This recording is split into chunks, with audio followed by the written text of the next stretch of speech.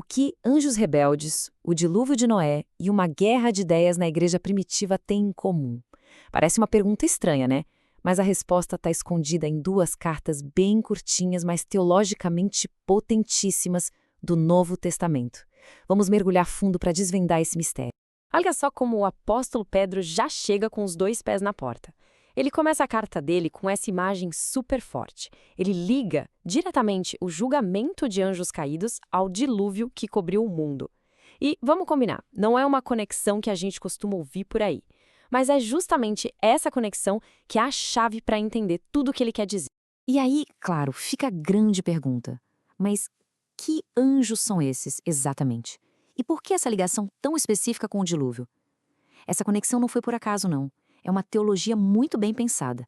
E para a gente decifrar isso, a gente precisa voltar um pouco no tempo e entender as histórias que o pessoal daquela época já conhecia de cor.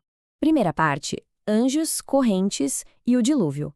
Vamos desmontar o argumento do Pedro. E para entender a referência dele, a gente vai para a nossa segunda parte, a história por trás da história. Então, é o seguinte, Pedro não está falando de demônios de forma genérica. Ele está sendo muito específico. Ele está se referindo aos filhos de Deus lá de Gênesis capítulo 6. Na interpretação que era super comum na época, esses eram seres celestiais que quebraram uma regra cósmica, uma fronteira sagrada. Para quem lia a carta dele naquela época, essa referência era batata. Era óbvia e muito poderosa. E de onde vinha essa interpretação tão forte? Principalmente do livro de Enoque. Olha, esse livro não faz parte da Bíblia como a gente conhece hoje, mas, naquela época, ele era extremamente popular e influente. Era tipo um best-seller, sabe? E ele contava em detalhes essa história da rebelião dos anjos. E aqui vem um detalhe fundamental. A palavra que Pedro usa em grego para inferno é Tártaros. E isso é crucial, porque Tártaros não é o inferno final, o lago de fogo. É uma prisão cósmica, temporária e específica para esses anjos rebeldes. O ponto do Pedro é, eles não estão por aí causando problema hoje. Eles estão presos, servindo de exemplo aterrorizante do que acontece quando se desafia a Deus. Com isso em mente, a lógica do Pedro fica cristalina. Ele está construindo um caso, quase como um promotor. O argumento é, se Deus não perdoou nem seres celestiais poderosíssimos, e se ele julgou o mundo inteiro com o dilúvio, o que faz esses falsos mestres acharem que vão escapar ilesos? É um aviso pastoral com um peso assim cósmico. Parte 3, dois apóstolos, uma batalha. Agora, o que é mais fascinante é que Pedro não estava sozinho nessa luta. Praticamente na mesma época, um outro apóstolo, Judas, estava combatendo exatamente o mesmo tipo de problema. A semelhança entre a carta de Judas e o capítulo 2 de 2 Pedro é impressionante. É tanta que a maioria dos estudiosos hoje acredita que Judas escreveu primeiro, soando um alarme de incêndio, sabe? Uma carta curta e urgente. E aí, Pedro pegou esse alerta do Judas e o expandiu, transformando num argumento mais estruturado, mais pastoral, quase judicial. São, na verdade, duas frentes da mesma batalha. E aqui a gente consegue ver bem as estratégias diferentes de cada um. Os dois estão combatendo a libertinagem, essa ideia de que a graça anula a moral. Mas Pedro foca nos falsos mestres como predadores, que enganam as pessoas e usam uma linguagem quase de tribunal. Já o Judas os vê como traidores, como rebeldes, e usa uma linguagem muito mais urgente, apocalíptica, típica de um profeta indignado.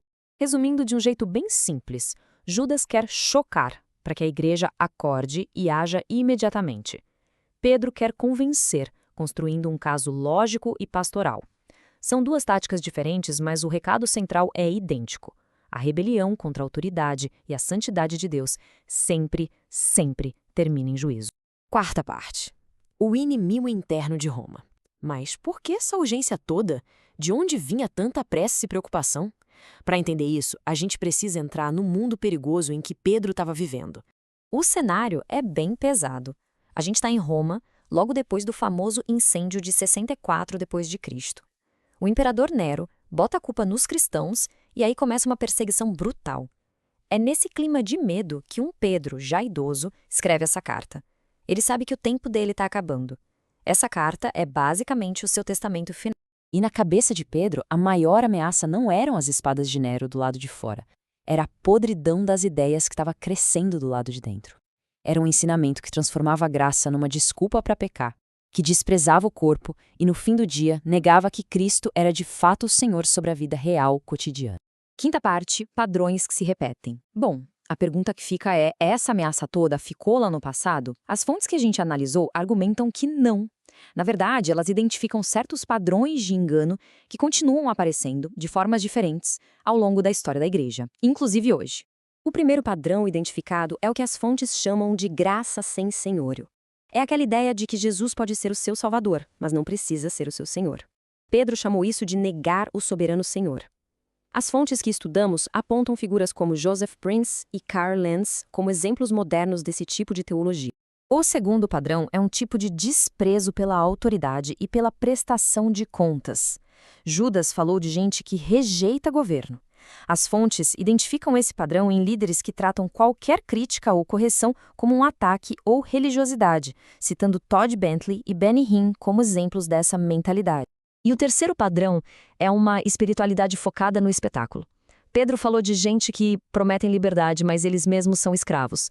As fontes aplicam isso a contextos onde a performance, a experiência e o milagre se tornam mais importantes do que o caráter, o discipulado e o arrependimento, mencionando nomes como Bill Johnson e Todd White nesse contexto.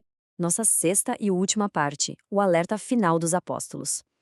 Então, depois de tudo isso, qual é a mensagem crucial que Pedro e Judas estão tentando nos deixar? E essa citação, retirada das fontes que analisamos, resume tudo perfeitamente. O alerta da Bíblia não é para a gente sair fazendo uma caça às bruxas, procurando errinhos isolados nas pessoas. O problema é quando o erro deixa de ser um acidente e vira um sistema, e o pecado deixa de ser algo a ser combatido e vira um estilo de vida aceitável dentro da igreja. No fim, essa análise toda nos deixa com uma pergunta. Uma pergunta um pouco desconfortável, mas muito necessária. Se a maior ameaça à fé, tanto na época de Pedro quanto hoje, não vem de fora, mas de dentro, como é que a gente aprende a reconhecê-la? Essa é a questão que o alerta desses apóstolos nos força a encarar.